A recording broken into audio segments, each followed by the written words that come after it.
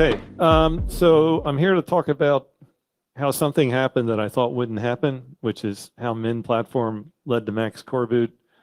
Once I came up with that title, I couldn't give it up. And then Patrick Georgie said to me, "What do you mean, Max Core Boot?" Like it was really huge. And so what I kind of mean is we went from Min platform to using Core Boot in an unexpected way. So here's the view from a customer for most firmware customers today. The chipset vendor does magic things and builds code and ships it to the IBV. And then the IBV, they tell me they fix bugs, but we all know they, being human, also add bugs. And they silo between all the platforms. And then they give it to the customer, and the customer is told, you get what you get and you don't get upset. It's a children's song in the US, you might have heard. And then we go to another platform, and it's the exact same process, and another platform. But the fun part about this, even if B and C are just variants of the same platform, it's an entirely independent fork of the firmware stack. And everybody here, oh, people are nodding their heads, they know this. So, and everyone here has had the experience where platform D may have a bug that's fixed on platform B, but if I go back to platform B source code, there is so little in common between those two things that I can't even fix platform D with the fix from platform B. It just flat out won't work. So this is the world that most of us have today. And then we, of course, if we go across companies, you know, it's sideways silos. So here we have a bunch of hyperscalers and they have their forked platforms, but they can't go horizontally. Even if they all have platform B, they're not allowed to talk to each other because the model of BIOS is you're not allowed to talk to each other. And there's no sharing of bugs, no fixes, no improvements. And, you know, the firmware bleed talk today really was topical to this because this is what everybody sees, right? So even if I fix the platform on the lower left, no one will ever know on the lower right how to do that or it even got done. So starting in 2017, people had kind of had enough of this and different of us started to drive change. And from my point of view, at Google, we started an effort called NERF, which stands for non-extensible reduced firmware. And if you think that's a dig at UEFI, you're right. So non-extensible reduced firmware, the idea was to make firmware much less capable of anything and hence less capable of doing harm. We wanted to make what it did do more visible. We wanted to remove every runtime component we could. The ME, of course, has proven very, very hard to kill, but Ignition helped, and removing its web server and IP stack was also a very happy move. We also removed the UEFI IP stack and all its drivers, and we removed self-free flash because we don't trust the code that does that because it's been a potent source of exploits over the years. So we let Linux manage our flash updates, as it's done very successfully on Chromebooks for 10 years now. You know, my joke is 500 million Chromebooks can't be wrong. And I guess now that as a Google Summer Code effort, I just learned about, we'll have to find and remove the UEFI SSH server. I don't know why it was written. I don't know why it exists. I know I don't want it in there. So because of naming confusion, NERF became Linux boot. But the big thing is, even as early as the summer of 2017, we started to have a degree of sharing that just exploded. And I think that the most surprising single thing we saw is that a car company got in touch with us and said, yeah, we just started using it on all the machines in our car production line because 15 minutes of downtime on a car production line is worth a lot of money. And so they actually adopted it very quickly, even though we told them we really weren't prepared for them to have anyone start using it in production. But by the end of 2017, there were companies using NERF in production systems, cloud, manufacturing, telecom, all kinds of places. And companies could and did remove most of UEFI and replace it with a kernel and a uroot in InterMFS. So half the flash space suddenly was occupied by a GPL kernel and a Go license code. We removed hundreds of Dixies, and that is no exaggeration. So one board I had, I removed 214 Dixies. The sad news is that 220 were left because we couldn't figure out what they did or how to kill them. And it's always fun when you remove a Dixie and discover 2 weeks later something broke. But that actually happened in a couple of these Dixies. So it's always a little scary. But in any event, that led on to the OCP Open System Firmware project. Now, this is where there was a lot of confusion. especially at OCP, because of the unfortunate fact that OSF to everyone means open source firmware. So we used to see all the time coming up on the OCP website, the things about the open source firmware project, which we then had to go back and explain didn't exist.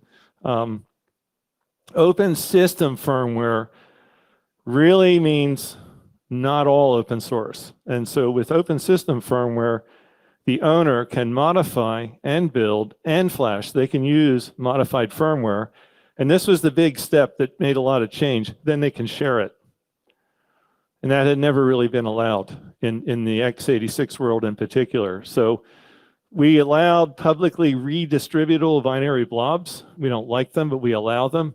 And to their credit, and a lot of credit here goes to Vincent Zimmer, Intel put the blobs up, the 5 blobs up for a number of chipsets that we needed to make this possible to do.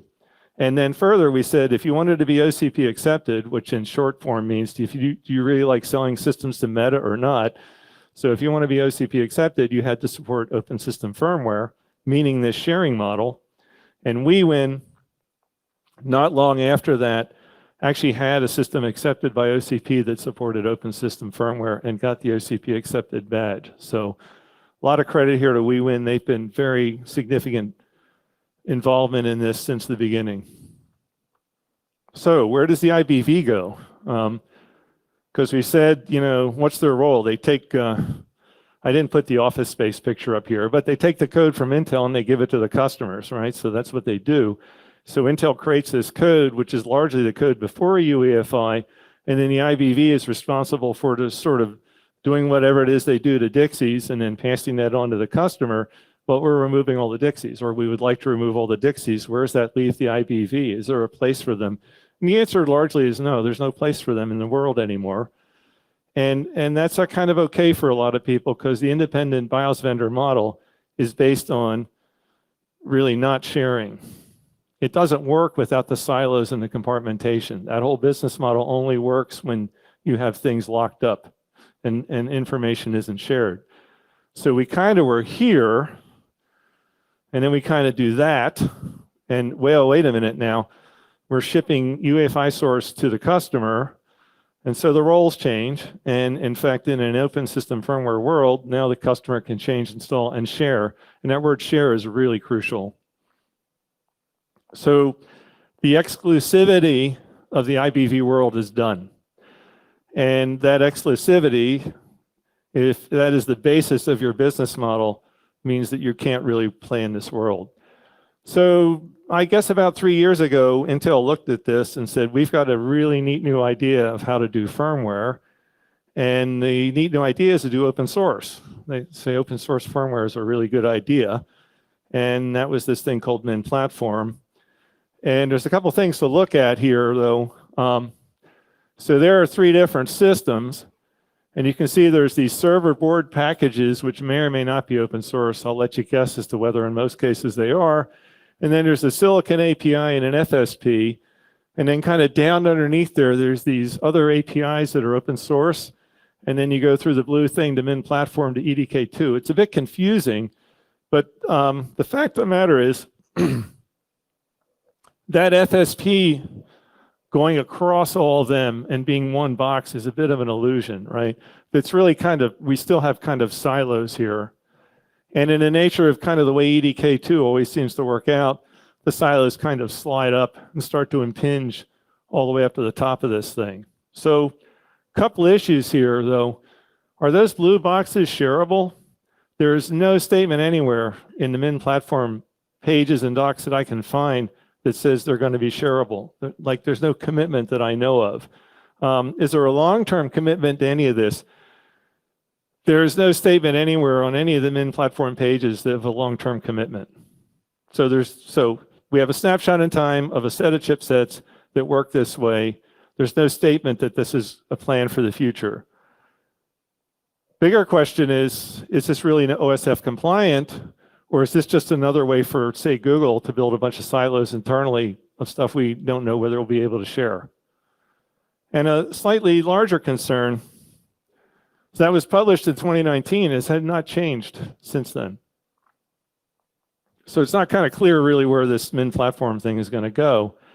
And the bigger question is, if you open source all this stuff anyway, do you really fix it? So EDK2 has actually been out and about in open source for a while, but the bugs just keep flowing in, right? So there's a 2018 thing, a 2022 thing, a 2021 thing. There's the BSSA DFT feature, which comes to a bad initialization. I've got no idea what the heck that is. I don't know what the error was. I don't know what it affected. I really have no idea of what was going on there. But we do know, all hail binarly, right? Everybody's citing binarly because their stuff is just so good. But all those are 2022 bugs. They're all very high criticality. They all kind of span 3 different vendors there. So as I was working on this, Cosmic Strand came out. That was July. You know, I have to laugh a little every time somebody says, oh my God, UEFI attacks are invisible. And you kind of go, yes, that's what we've been trying to tell you for 20 years now, all of us, right? And it's just like every time it happens, it's news. I don't quite understand. This is a dog bites man headline, right? And I really like this quote from here. The security stance of the UEFI firmware feels 10 years behind modern general purpose OSs. That was very kind. So you don't make 20 years of bugs just vanish by saying something is open source. That's just not how this works, right? You need open development, not just open source. Open source isn't nearly enough. And I have lost track of the number of times random company says, oh, we're going to be open source now. Here you go. And you look and the code just really isn't usable. But look at this one. Look at the range of machines. That's a lot of years there that bug was there. And I think if we'd been in an open development model, it would have been found long ago. So open development is not a new idea. It's a very old idea. If we go back 30 years, kernels, compilers, system software, it was all blobs, right? And they all came with bugs inside. And you couldn't fix it. You couldn't share a fix if you found it because that was that NDA. You couldn't even talk about it. I lost track of the number of times someone told me, you can't talk about this publicly, this bug. You couldn't even get confirmation there was a bug, right? You'd call them and they'd say, no one else has done or ever done this before, but no one else is reporting it. Right? So, well, yeah, I'm the first person to try it, but no one else has reported it. You probably hear that with firmware. But kernels, compilers, and system software have been open since the 90s. This is a little weird. Firmware today is where all the other stuff was 30 years ago. But the weird thing is 20 years ago with Linux BIOS, we actually brought that world forward, right, 20 years ago to where everybody else was 20 years ago. Had the x86 vendors wanted that situation to continue, we'd be in a different world today, but they didn't. Just worth thinking about. But firmware can become open development, but there are other issues to be addressed as well. Let's see, I'm a third of the way through my cup of water. So if you look, this came to me when somebody wrote to me and said we had a problem with iPXE because there was a backslash in a file name. Okay, so there are really 2 large software cultures today, right? The backslash and forward slash culture. I keep it short, the backward and forward culture. One is built around Windows and its style, and the other around, and I put Linux in quotes because you kind of know what I mean, right? Core boot and the GNU stuff and Linux and BSD even. I mean, BSD people get mad at me, but we're all kind of like in that style. Everybody knows what Linux means. And EDK2 is the former, you know, back in the 90s when everything was Windows, right? But someone just told me, I won't name names, but someone just told me that actually the toilet they sat on in Japan ran Linux. And they hacked their way into it with the serial port. So realistically, everything's running Linux. If my toilet's running Linux and my can opener's running Linux and Trammell's dishwasher, was that running Linux, Trammell? Oh, I'm so disappointed. Anyway, and that includes core boot and U-boot. And people from the Linux world find EDK2 very hard to read and modify, as Trammell pointed out. And I have another example of that. When Linux imports ACPI consortium architecture code from the UEFI consortium, it rewrites it so it looks like something people want to look at. So one reason I think Linux boot has done well to date is it's a good culture fit with pretty much everyone in this room. Heterogeneity. So UEFI has been the vendor's choice for 20 years. Notice I didn't say customers because it's not been our choice, right? Even RISC-V International bought into it. I don't know why, but they did. But that's changing. So we saw the Oxide talk just a few hours ago. They're going to release their stuff as source. There's a lot of work on non-UEFI Rust-based stacks on RISC-V, just Orboot and Rust SPI, simple example. ARM has this habit of being open to what customers want, which I think is a good position. So there are systems being shipped that will not or cannot run UEFI, and they will have source code available. And what that means is systems that only run UEFI are going to be increasingly at a disadvantage, at least I hope so. And from there, if you have something like Min platform, the foundational assumption is it's there for UEFI. I think Min platform's got a problem. Finally, it's the nature of EDK2 itself. So there's a motherboard from back in the day. This is the world for which EDK2 was designed, right? Lots of slots. Throw things into slots, throw Dixie into flash, DOS will boot. Because really, when you look at it, a lot of UEFI is about how do I boot DOS 1? That's the promise of the PC, that you can boot DOS 1. And I've seen software from Nepal written by monks, right, 20 years ago that ran under a DOS shell, rewrote the frame buffer, and that worked on every single thing I tried on it in Best Buy, right? So that's the promise. It's amazing. It still works, right? But you drop thing in a slot, drop a Dixie in, it automatically gets run, and either the card works or you're completely owned. Take your pick, maybe both. So, you know, Linux doesn't care about this stuff. If Linux has a DXE dependency, that's assumed to be a bug and you fix Linux. So we shouldn't need Dixies. They are a security problem. You cannot enumerate Dixie dependencies statically. When you start up UEFI, it's got to run every Dixie's init method once so it knows what protocols it consumes and what protocols it supports, right? So imagine if in Linux you had no dep mod and the first thing you did on Linux boot was an ins mod on every single module in your tree. That's kind of how UEFI does it. So hyperscalers don't want it and don't need this model. And cloud doesn't need it either. Sometimes people say to me, I've got to have UEFI working for the VMs in cloud because otherwise I can't boot my guests, right? So here's Azure confidential VMs with customizable firmware. I'll make it easy for you. The customizable firmware is Linux boot. So Microsoft is for it. I'm for it too then. So our conclusions after 5 years of Linux boot were, do we need EDK2 and Min platform? And I'll make it short. No, we don't. Do we want it? I'll make that short. No, we don't. You can read the text later when I share the slides. So if we don't need it and don't want it, let's look at some alternatives. And this is where Facebook Now Meta came in. So this is a slide from a talk that David Hendricks and Andrea Barberio gave.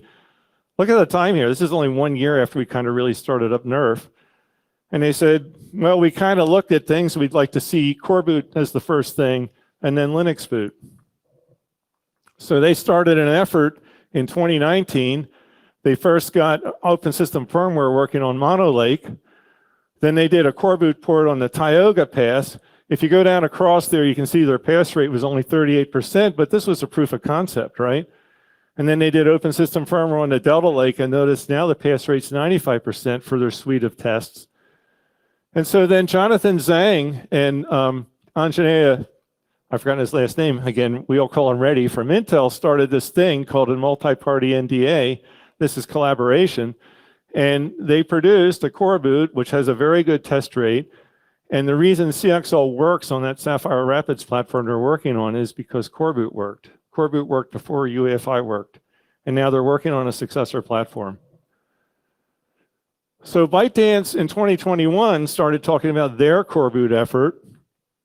And their point was, if we look at the Linux and UEFI community, the UEFI community, in their words, is not active. And further, you know, 18 months, we heard the 18-month issue, that applies to UEFI, and the working model is not efficient. So they went from iPixie on UEFI to HTTP boot on Linux boot. And so their picture is interesting. We start over here with Tiano EDK2. We move into Linux boot, and they discover, whoa, they can collaborate with this big group of people that's doing this on all kinds of machines. And then they start to look at, well, what about looking at core boot too? And they discover the benefit of collaboration. And notice the silicon there is the same until the last slot, and then it's silicon A and silicon B. And what they've told me I can say is that core boot is moving into production for them. So here's the big change then as a result. That used to say owner can modify, build, flash, and share. We flipped it completely. Owners, because there's more than one owner now, can share. We begin with sharing. It all begins with sharing. We join a multi-party NDA. We share a GitHub repo that's private. We contribute jointly. We get that thing working. And the modify, build, and flash comes after all the sharing. So sharing happens first, not last. Open development happens, right? That's how it's created. So this model enables collaborative creation. So you don't like find a USB stick in your inbox saying, here it is, knock yourself out, right? We're having bi-weekly meetings talking about problems and fixes and things we've done to improve it. It's a big change. It's the change we wanted to see for decades, and it's happening. And this is a product. So Intel provided the foundational software we needed to have, FSP, but at the same time, it wasn't just dropped in our laps. We've had a lot of conversations with Intel about how the FSP on Sapphire Rapids needed to work. And then these three hyperscalers were working on core boot on top of that FSP with these ODMs and OEMs and with these independent firmware vendors. And at the end, we had core boot on Sapphire Rapids, and we also have this group of people that really know how to put core boot on a new platform, and that makes the future port easier and faster. This is precisely this kind of virtuous cycle that Google started with Chromebooks about 11 years ago. So Chromebooks were UEFI in the beginning. We made the transition to core boot on Chromebooks in 2011, and it just took off. And now we have, actually there's the group of people at some of our partners is larger than the group of people at Google that do Chromebook or core boot for Chromebooks. Here's the thing in all this. When I started Linux Boot, I was really kind of pushy about the fact that I didn't want to talk about core boot. I just said over and over again, this is a UEFI project. I don't want to hear about core boot. I've been burned too badly, right? I did core boot on HPC systems in the early 2000s. We got torn to pieces by the x86 vendors. I didn't want to hear about it again. And we used tools like Fiano to minimize UEFI usage. But there are other companies that looked and said, we've cut UEFI down so far, we'd actually just as soon get rid of it as to keep it. And so we saw the effort from Meta and later the effort from ByteDance to make that happen. So a lot of companies are choosing core boot now. And in fact, a month or so ago, as I was working on this talk, I got an email from a tier 1 ODM. I hadn't actually talked to them since 2018 when I sort of helped them get on board with this stuff. Step one, we enabled Linux boot on an independent BIOS vendor system on UEFI. That's the thing I helped them with. This is what I didn't know happening next. They moved to Linux boot on Min platform, and then they decided they would much rather have Linux boot on core boot. So that's where they are. So that's my talk in a nutshell. And that's sort of this 5-year progression from Min platform to core boot. I can't see any way to make that case more strongly. So, OCP, this is an OCP slide. A lot of this was OCP slides, but they always want this call to action thing. I guess all I can say is, if you want to help with this, or if your company is interested in this, and I think Erwan, did I say your name, Erwan? From this, your talk was great. It's just the kind of thing, like, if you want to get involved, we'd love to hear from you, right? And if you want to talk about certain platforms, but your company's experience is kind of how we can grow this beyond just hyperscalers, because that's what we'd like to do. But if you have interested in this, if you want to see a system you can purchase that has it, there it is. If you want to hear more about it, come talk to me later. And you are going to be hearing, hopefully, about the Sapphire Rapids platform. That's been slipped, but we hope to either, first quarter next year or last quarter this year, that you'll be able to buy that with core boot preloaded. And I guess that's it.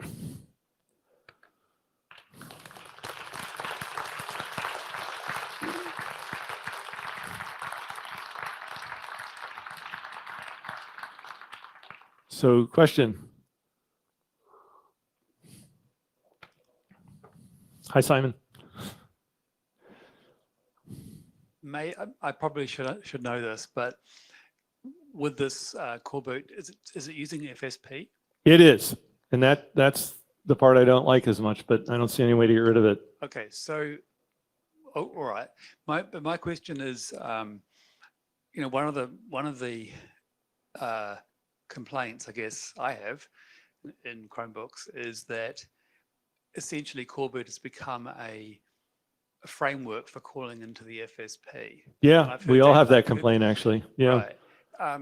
So when you say we've got rid of UEFI, we've allowed a vendor to SSE vendor essentially to put UEFI in a different package. They just sort of like build it and then ship it. So yeah, is that on your radar? Do you care about that? Do you think that can change? Or I care a lot about that, and it's an excellent question. We've worked hard to try and essentially on the AMD side of the house shove Giza off into the dustbin of history, as I like to say it, right? And so on AMD on the x86, we should be able to own power on reset first instruction on those. Well, okay, are we cheating because we don't own the PSP? A little, because PSP is essentially PEI on that platform. So to some extent, it's like silly putty on the x86. Or a balloon, right? You push on UEFI from one side and it pops out from another side. This is kind of why I'm more preferring to work with ARM and RISC-V nowadays. But it is still a big step to kill those Dixies. And so I'm still kind of willing to say I'm happy with the state, at least as compared to having to have all those Dixies. But you have a good point, which is that where we were 20 years ago with Linux BIOS was GPL code from first instruction after power on, and now we're sort of this attendee to what FSP is doing, which I don't like. But I'm kind of going sort of the one battle at a time mode here, where I know I can't win it all. But I like the fact that in the ARM world, on some platforms, we do have it all. So you just do what you can do. Yeah. Oh, you need a microphone. First of all, thank you for quoting me. And yes, it is. Like, I wanted to say 20 years, but I was saying like at least 10. So, some people won't be as offended. Anyway, the question is anybody doing firmware security for core boot? Because I have seen a lot of attention in the firmware security space, and then some people from Eclipse presented on, hey, core boot is blatantly insecure because it just doesn't set up the Intel security stuff that needs to be set up by a compliant UEFI implementation. Is anybody doing this for core boot now? So I took Zeno's course in 2015, and we were doing quick greps through core boot and UEFI for patterns, and he was actually pleasantly surprised that some of the bugs he knew about were already not even there in core boot. They've been fixed. But I have run the Eclipsium tools on core boot, core boot platform next to UEFI, and generally we do pretty well. So I would want to know more about stuff we might be missing, but there's a huge amount. I don't know if people know or familiar with what all the work's been done on Chromebooks for security, but there's been a huge amount of hardening of core boot since the last 12 years or so for that. So yeah, I know about a lot of it from the 2011 to 2014 period, and there was a good bit of work. From 2011 to now, yeah. There's been a huge amount of work. And I'm blanking on the name of the person right now, but he's an extraordinarily good security guy, and he's been there from the start. But if anybody knows about Google's security product area, they've kind of got some of the best people in the business, and they were very heavily involved with the early Chromebook development and the security models. So I've always felt pretty good about that. Oh, Trammell. Anybody can walk out anytime. We're already over time, so. So does the MP NDA have any obligation to eventually publish, or is the expectation that some of these vendors are going to keep things private afterwards? It's all going to go upstream. And what we're waiting for, I think, is, where's Jonathan? Dang. When's it go upstream? The idea is meant for pre-product launch development. So after the silicon vendor has it launched, it will go upstream immediately. I hope same day. So we are preparing for it. And I think we're rebasing on the upstream tree fairly yeah. like daily almost, right? Yeah. Yeah. We rebased. We have like accumulated a year and a half work, maybe at least 10 people man year. Yeah. So 1,000 patches. Yeah, we're squeezing to like. Because of Jonathan, I should add. So. Oh, go ahead.